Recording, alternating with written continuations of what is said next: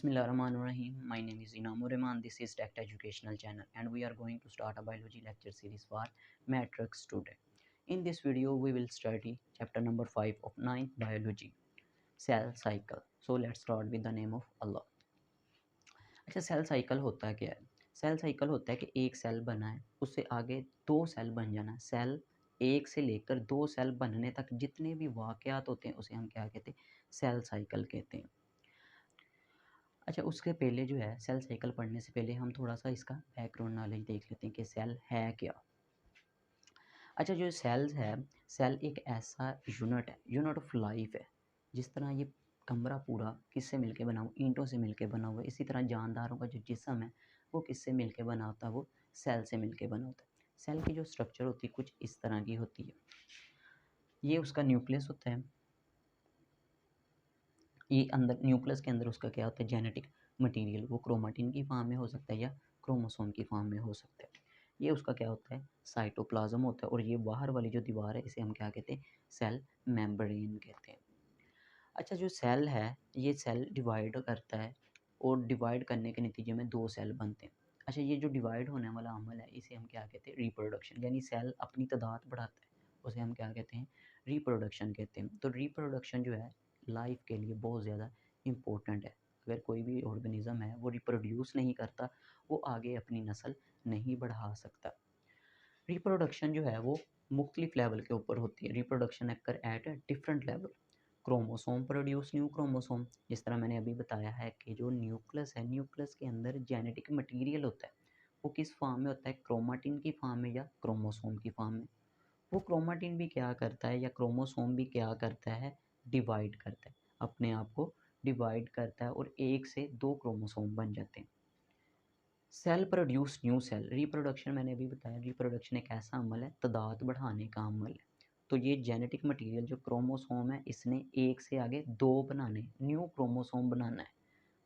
वो कैसे बनेगा? वो रिप्रोडक्शन के नतीजे में बनेगा। आगे दूसरा लेवल क्या है रिप्रोडक्शन का? Cell produce new cell.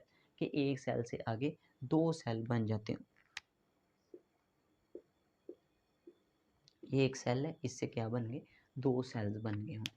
आगे इंडिविजुअल प्रोड्यूस न्यू इंडिविजुअल। जिस तरह कोई भी ऑर्गेनिज्म है, कोई भी इंडिविजुअल है, कोई भी फ़र्द है, वो आगे अपनी नस्ल किसके ज़रिए बढ़ाता है? रिप्रोडक्शन के ज़रिए बढ़ाता है। जिस तरह एक इंसान है उसके आगे जो औलाद पैदा होती है वो किसके नतीजे में पैदा होती है? वो रिप्रोडक्शन के नतीजे में अंदर पैदा होती है। जिसके अंदर एक जो है, एक मेल और एक फीमेल आपस में रिप्रोड्यूस करके आगे एक नया ऑर्गेनिज्म बनाते हैं।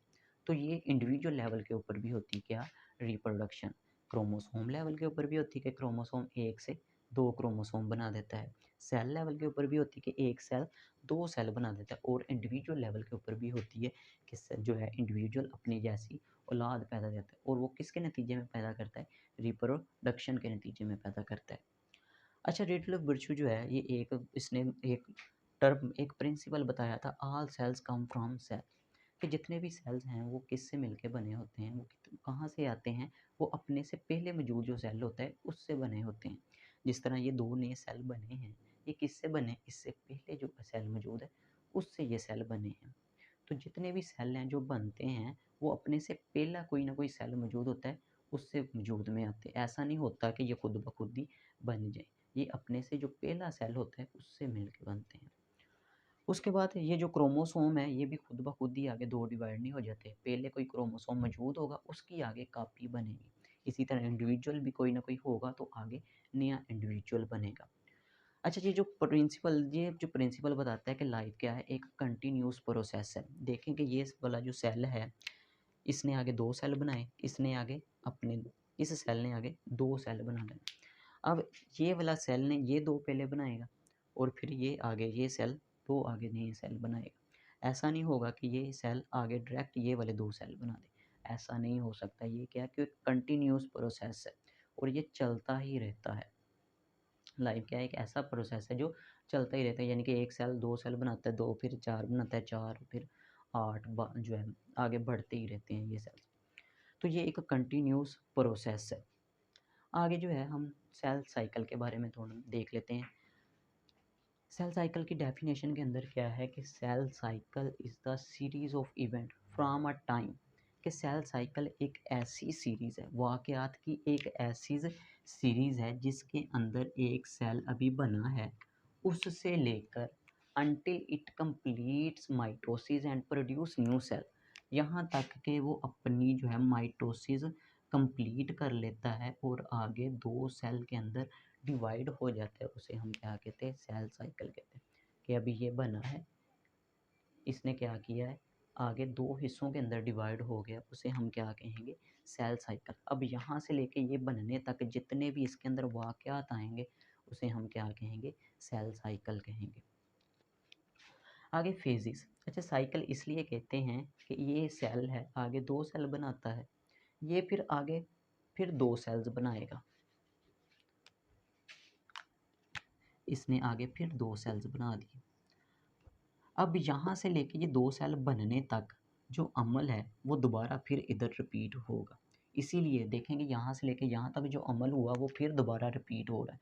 साइकिल का लफ्ज़ होता है कि ऐसा प्रोसेस जो बार बार रिपीट होता है। बायो के अंदर आपने ये याद रखना है, साइकिल उस लफ्ज़ को कहते हैं कि जो अमल बार बार रिपीट हो रहा है, इसलिए ये क्या कहा जा रहा है, इसे हम सेल साइकिल कहते हैं। कि जो सेल है वो दो के अंदर प्रोड्यूस होने के बाद फिर आगे दो के अंदर प्रोड्यूस होता है और ये साइकिल बार बार चलता ही रहता है।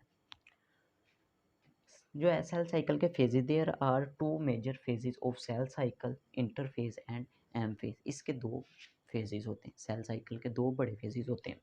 पहला फेज जो है वो क्या कहलाता है, वो कहलाता है इंटरफेस, वो कहलाता है इंटरफेस।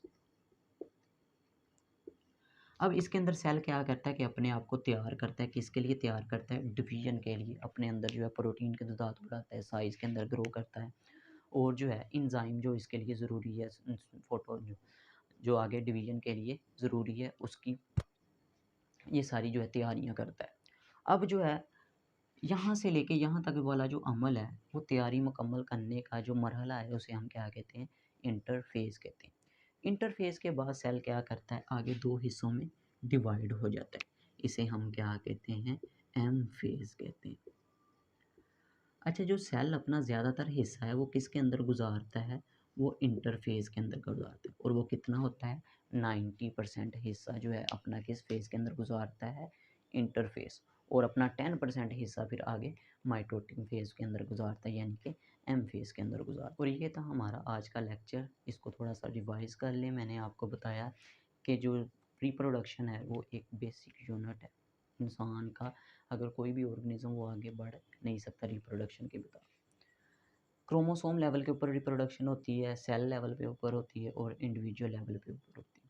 और रिडल बर्चो ने ये बताया था कि जितने भी सेल हैं वो अपने से पीछे वाले सेल से मिलके बने होते हैं। ऐसा नहीं होता कि नया सेल बन जाए, वो अपने से पहले जो सेल मौजूद होता है उससे ही निकलता है। ऐसा नहीं होता कि वो खुद ब खुद ही जो है नया सेल बन जाए।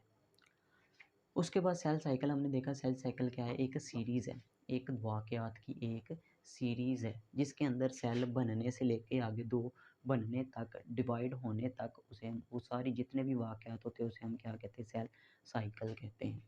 इसके दो बड़े मेजर फेजेस होते हैं, इंटरफेज़ और एम फेज़। इंटरफेज़ के अंदर क्या होता है कि सेल अपने आप को ग्रो करता है, अपने आप को तैयार करता है, किसके लिए, डिवीजन के लिए। और एम फेज़ के अंदर क्या होता है कि सेल 1 से 2 के अंदर डिवाइड हो जाता है। तो ये था हमारा आज का लेक्चर, तब तक के लिए अल्लाह हाफ़िज़, मिलते हैं नेक्स्ट वीडियो के अंदर।